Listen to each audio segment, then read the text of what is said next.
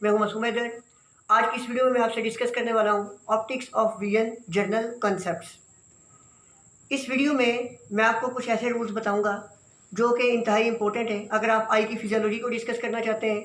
Even pathologies जैसे refraction के error हैं, मायोपिया, हाइपरमेट्रोपिया वगैरह, उनमें आपके लिए बहुत जो है फ़ायदेमंद साबित होंगे, तो आप इनको अच्छे से समझ लें।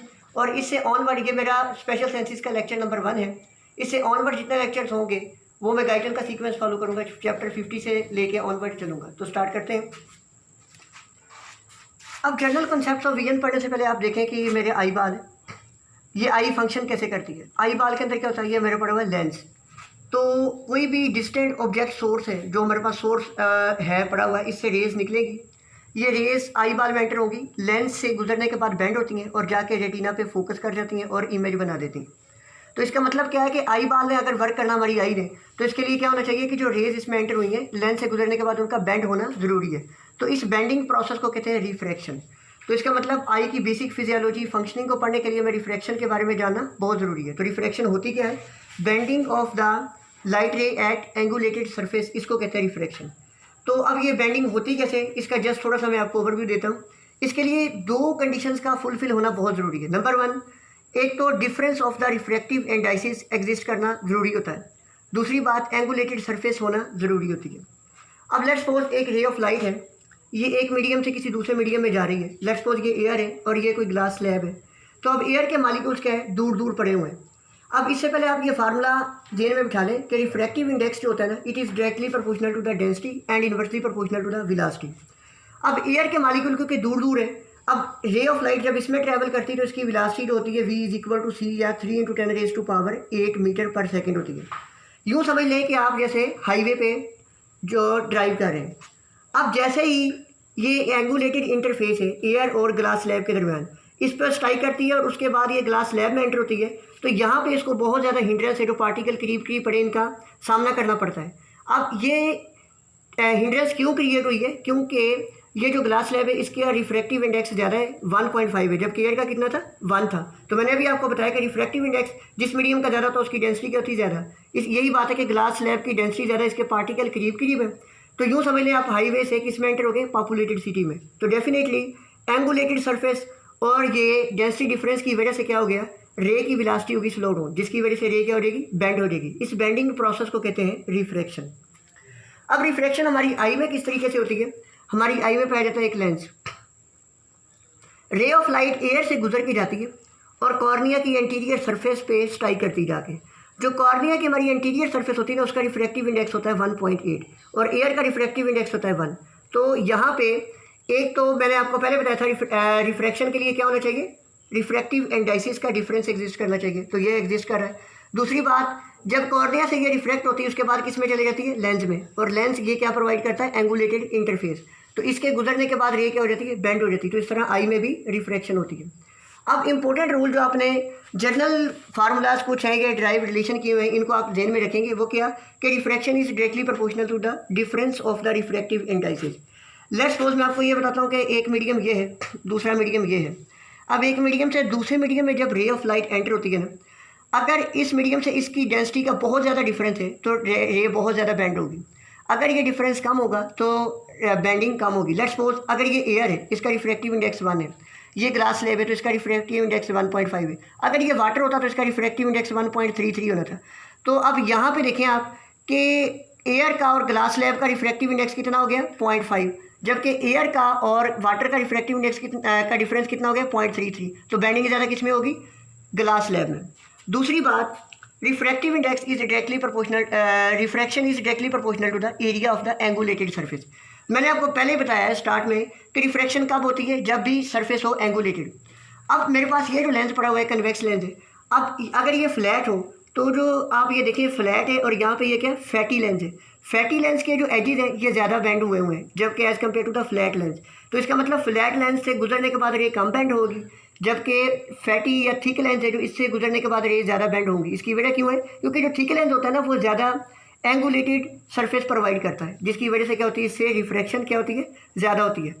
तो इसकी सिग्निफिकेंस क्या है कि जब भी हमारे आई के अंदर जो लेंस पड़ा है हम चाहते हैं कि उसकी रिफ्रैक्शन ज़्यादा हो या रिफ्रैक्टिव पावर ज़्यादा हो, तो हम उसको क्या कर लेंगे, थिक कर लेंगे या फैटी कर लेंगे। जब हम चाहेंगे कि हमारी आई के अंदर जो लेंस पड़ा हुआ है उससे गुजरने के बाद लाइट की रिफ्रैक्शन हो कम, तो हम उस लेंस को कैसा कर लेंगे, फ्लैट कर लेंगे। तो ये इंपॉर्टेंट बात है। उसके बाद अगर हमारे पास जो कन्वेक्स लेंस है ये हो स्फेरिकल, तो स्फेरिकल की तो सारी सरफेस जो है ये एंगुलेटेड है, तो हर पूरी सरफेस से रिफ्रैक्शन होगी। ऑल सरफेस से जब रिफ्रैक्शन होगी तो इसकी रिफ्रैक्टिव पावर तो बहुत बढ़ जाएगी। सिलेंड्रिकल लेंस की अगर बात करें तो इसकी सिर्फ साइड से रिफ्रैक्शन होगी, क्योंकि टॉप और बॉटम दोनों स्ट्रेट है, तो इसका मतलब यहाँ से रिफ्रैक्शन नहीं होगी।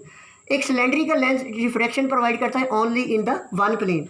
तो इसका मतलब यहाँ से एक बात वाज़ेह हो गई कि स्फेरिकल लेंस जो होता है ना, कन्वेक्स लेंस, उसकी रिफ्रैक्टिव पावर सिलेंड्रिकल लेंस से ज़्यादा होती है। और कितनी ज़्यादा होती है, 2 टाइम ज़्यादा होती है हमारी गाइडर में मेंशन करने के बाद।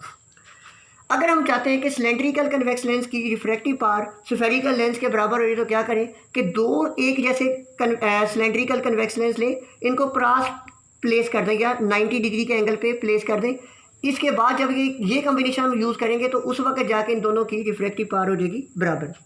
अब अगला नेक्स्ट कंसेप्ट इंपॉर्टेंट क्या है कि जब भी हमारे पास हो कन्वेक्स लेंस, इसको पैरेलल रेज मिले तो ये पैरेलल रेज कन्वेक्स लेंस से गुजरने के बाद एक कॉमन पॉइंट पे जाके मीट कर जाती हैं। तो ये रेज पहले पैरेलल थी, अब क्या हो गई, कन्वर्ज हो गई। तो इस फिनोमेना को कहते हैं कन्वर्जेंस। और ये लेंस जो होता है कन्वेक्स लेंस, इसको कहते हैं कन्वर्जिंग लेंस।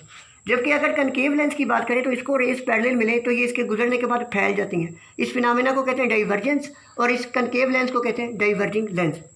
अब जो इंपॉर्टेंट कंसेप्ट आपको बताने वाला हूँ, ये मेनली पैथोलॉजीज में यूज़ होता है। वो क्या है कि कन्वेक्स लेंस से जब पैरेलल रेज गुजरती हैं, गुजरने के बाद एक पॉइंट पे जाके ये मीट करती हैं। जिस पॉइंट पे मीट करती हैं उसको कहते हैं फोकल पॉइंट, उसको कहते हैं फोकल पॉइंट। और कन्वेक्स लेंस जिसमें से रेज गुजर के जाके फोकस हुई हैं, उसके सेंटर और फोकल पॉइंट के दरमियान का जो डिस्टेंस होता है इसको कहते हैं फोकल लेंथ, जिसको स्मॉल एफ से जाहिर किया जाता है। अब इंपॉर्टेंट रिलेशन जो आपने वो याद रखना है कि अगर लेंस हो मोटा थिक, जैसे आप यूँ समझ लें एक हेल्दी पर्सन है वो ज़्यादा एक्टिविटी परफॉर्म कर सकता है एज़ कम्पेयर टू एक थिन सा बीमार पर्सन जो उसकी निस्बत जो है मोटा ताज़ा आदमी जो है वो ज़्यादा काम कर सकता है। तो बिल्कुल इसी तरह रेज जब जो थिक लेंस को मिलेंगी ना तो इसकी रिफ्रैक्टिव पावर होगी बहुत ज़्यादा। ये क्या करेगा, रेज को गुजरने के फ़ौरन बाद क्या करवा देगा, अपने से गुजरने के फ़ौरन बाद बैंड करवा देगा। जबकि जो थिन लेंस होगा बेचारा फ्लैट लेंस होगा, इससे रेज गुजरने के बाद काफ़ी डिस्टेंस ट्रैवल करने के बाद जाके मीट करेंगी। इसका मतलब क्या हुआ, फ्लैट लेंस के केस में ये सेंटर से लेके फोकल पॉइंट तक डिस्टेंस बढ़ गया। क्यों बढ़ा, क्योंकि इसकी रिफ्रैक्टिव पावर कम थी, ये रेज को फ़ौरन गुजरने के बाद बेंड नहीं करवा सका। तो इसका मतलब क्या हुआ, फिर थिक लेंस जो होता है इसकी रिफ्रैक्टिव पावर ज़्यादा होती है, फ्लैट लेंस की या थिन लेंस की रिफ्रैक्टिव पावर क्या होती है, कम होती है। तो यहाँ से रिलेशन जो हमने ड्राइव किया वो क्या है कि पावर जो भी होती है ना किसी भी लेंस की, वो डायरेक्टली प्रोपोर्शनल होती है थिकनेस के। जैसे कि थिक लेंस होगा तो इसकी पावर क्या होगी, ज़्यादा, थिन लेंस होगा तो इसकी पावर क्या होगी, कम। और जो पावर है ये इनवर्सली प्रोपोर्शनल किसकी होती है, फोकल लेंथ के। यानी कि जो थिक लेंथ होगा इसकी पावर ज़्यादा होगी और फोकल लेंथ कम। क्यों होगी, क्योंकि रेस को अपने से गुजरने के फ़ौरन बाद ही बैंड करवा देगा। जबकि जो थिन लेंस है इसकी पावर कम होगी, रिफ्रैक्टिव पावर। इसका मतलब क्या होगा कि रेस जब इसमें से गुजर जाएंगी तो काफ़ी डिस्टेंस के बाद जाके वो मीट करेंगी, जिसकी वजह से फोकल लेंथ क्या होगी, इसकी ज़्यादा होगी। अब इसकी क्लिनिकल सिग्निफिकेंस क्या है, ये मैंने इस पर इतना स्ट्रेस क्यों दिया, उसकी वजह ये होती है कि हमारी नॉर्मल आई है ना, इसमें ये जो लेंस पड़ा हुआ है कन्वेक्स लेंस होता है, जब इसमें से रेस गुजरती हैं तो इसके में से रिफ्रैक्ट होने के बाद ये जाके मीट कहाँ पे करती हैं, रेटिना पे। रेटिना पे जाके इमेज बनाती है। कभी कभी अगर हमारे नॉर्मल लेंस से लेंस हो जाए हमारा पतला, ऐसा भी हो जाता है। कभी कंडीशन ऐसी होती है कि नॉर्मल लेंस से हमारा जो लेंस होता है ना ये मोटा हो जाता है, थिक हो जाता है। जब ये हो जाएगा थिक, तो मैंने आपको अभी बताया कि जब लेंस थिक हो जाएगा तो उसका क्या हो जाएगा, उसकी पावर बढ़ जाएगी, उसकी फोकल लेंथ क्या हो जाएगी, कम। जब उसकी पावर बढ़ जाएगी तो वो नॉर्मल रेस जो जाकर रेटिना पे मीट करती थी उनको रेटिना से पहले ही मिला देगा। जब पहले मिला देगा तो इमेज रेटिना पे बनने की बजाय उसके सामने बनेगा। इस कंडीशन को कहते हैं मायोपिया या नियर साइटेडनेस। इसकी डिटेल में आपको नेक्स्ट लेक्चर में अच्छे से इसके मतलब सारे काजेस वगैरह बताऊंगा, जस्ट आपको यहाँ पे ओवरव्यू दे रहा हूँ। बात का ऐसे होता है कि हमारा लेंस हो जाता है थिन, नॉर्मल शेप से ये हो गया थिन या पतला हो गया। इसकी वजह से क्या होता है कि रेस अब जो गुजरी थी नॉर्मल लेंस तो उनको रेटिना पे फोकस करवा देता था, लेकिन अब इसकी थिन होने की वजह से क्या हुआ, मैंने अभी आपको रिलेशन बताया, थिन होने की वजह से इसकी पावर कम हो जाएगी। जब रिफ्रैक्टिंग पावर कम होगी तो ये फ़ौरन उसको रेटिना पे मीट नहीं करवा सकेगा, बल्कि रेज रेटिना के पीछे जाके मीट करेंगे। तो इमेज जो रेटिना पे बनता है वो कहाँ बनेगा, रेटिना से बाहर जाके बनेगा। इस कंडीशन को कहते हैं फार साइटेडनेस या हाइपरमेट्रोपिया। इसकी डिटेल भी मैं आपको नेक्स्ट लेक्चर में, ये एरर ऑफ रिफ्रैक्शन पे लेक्चर होगा उसमें बताऊंगा। इसके बाद नेक्स्ट जो रिलेशन इंपॉर्टेंट वो आपने ये याद रखना है कि जो फोकल लेंथ होती है it is directly proportional to the distance of the object from the lens. मतलब ये कि मेरे पास ये कन्वेक्स लेंस है, अब मैंने अगर इससे इस पे जो ऑब्जेक्ट रखा है काफ़ी फासले पे रखा है, तो जो रेज होंगी वो दूर जाके मीट करेंगी, इससे गुजरने के बाद काफ़ी दूर जाके मीट करेंगी। इसका मतलब क्या होगी, फोकल लेंथ बढ़ जाएगी। कब बढ़ेगी, जब मैंने डिस्टेंस ऑब्जेक्ट का लेंथ से ज़्यादा रखा। अगर मैं ऑब्जेक्ट को उठा के लेंस के करीब कर दूं तो रेज लेंस के गुजरने के फ़ौरन बाद आपस में क्या कर देंगी, मीट कर देंगी, या फोकल लेंथ क्या हो जाएगी, कम।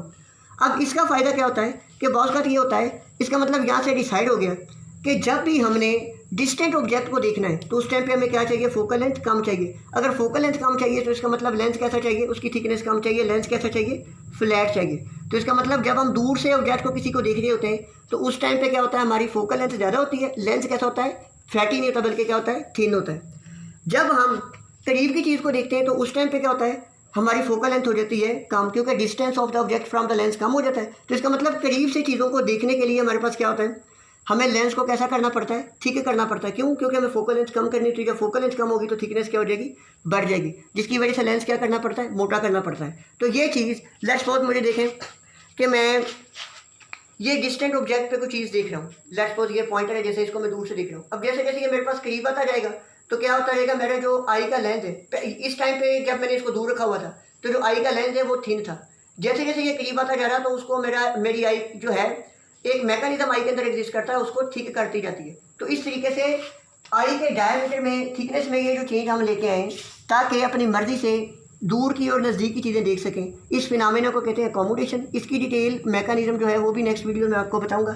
और लास्ट इंपॉर्टेंट रिलेशन ये है, तो मैंने अभी आपको बताया कि कनकेव लेंस जो है वो रेज गुजरने के बाद उनको क्या कर देता है, फैला देता है, जबकि कन्वेक्स लेंस क्या करता है, उनको कन्वर्ज कर देता है। अगर हम एक ऐसा सिस्टम बनाएं जिसमें कन्वेक्स लेंस और कनकेव लेंस इक्वल थिकनेस के यूज़ करें, तो अब क्या होगा कि कन्वेक्स लेंस ने जितनी रेज को बेंड किया है, कनकेव लेंस क्या कर देगा, उनको फैला देगा। रिजल्ट फिर अल्टीमेटली एंड रिजल्ट क्या होगा, रेज ना कन्वर्ज होंगी ना डाइवर्ज होंगी। तो इसका मतलब, क्योंकि हमें वैसे भी पता है कन्वेक्स लेंस की पावर होती है पॉजिटिव, कनकेव लेंस की पावर होती है नेगेटिव। लेट्स सपोज मैंने दो लेंस यूज़ किए एक जैसे, कन्वेक्स लेंस की पावर थी +1, कनकेव लेंस की पावर थी -1, दोनों की power positive negative cancel out हो जाएंगे। तो ये ऐसा सिस्टम बनेगा जिसकी रिफ्रैक्टिव पावर क्या हो जाएगी, जीरो हो जाएगी। इसका मतलब क्या होगा कि रेज गुजरने के बाद ना बेंड होंगी, ना कन्वर्ज होंगी, ना ही डाइवर्ज होंगी। तो ये बेसिक कंसेप्ट है जिसमें मैंने आपको बेसिक रिलेशंस बताए। अगर इसमें किसी किस्म की कोई क्वेरी हो तो आप मुझे कमेंट सेक्शन में बता सकते हैं। Thank you very much.